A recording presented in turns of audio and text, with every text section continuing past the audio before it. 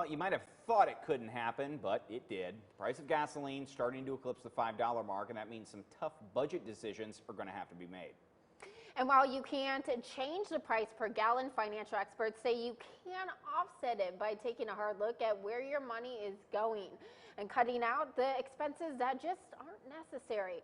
7 News reporter Colin Roos spoke to a financial expert today about some corners you may have not realized you can cut. Meet Devante. He lives in Wheeling but drives an hour to his job near Pittsburgh every day, and gas is hitting him hard. I'm filling up about 2 times a week, and it's running me about $100 a week. He says his 12-gallon tank used to cost him only about $60 to $80 to fill up every week, but now that expense has more than doubled, and it's making him think about working from home or even relocating. That's about $200 out of my paycheck every week, so it takes a toll on the monies. Devante is facing a dilemma that millions across the country are struggling with. What used to be a manageable cost to commute to the workplace is now becoming a burden that's difficult to bear. So what's the key to balancing your budget and getting from point A to point B?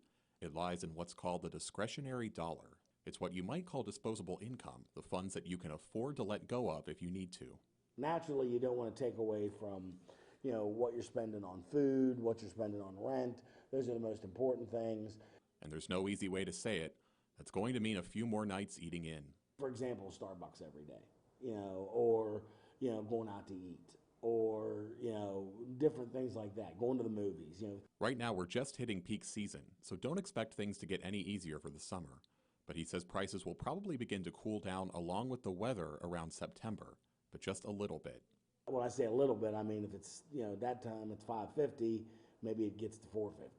The bottom line is that gas can't skyrocket forever, but we'll have to sacrifice a little bit while we're along for the ride to make that eventual drop even better. Reporting in Wheeling, I'm Colin Roos, working for you. Colin thanks. Haswell defines the peak season for gasoline as 4th of July until the kids go back to school. So if you're planning your summer expenses, unfortunately,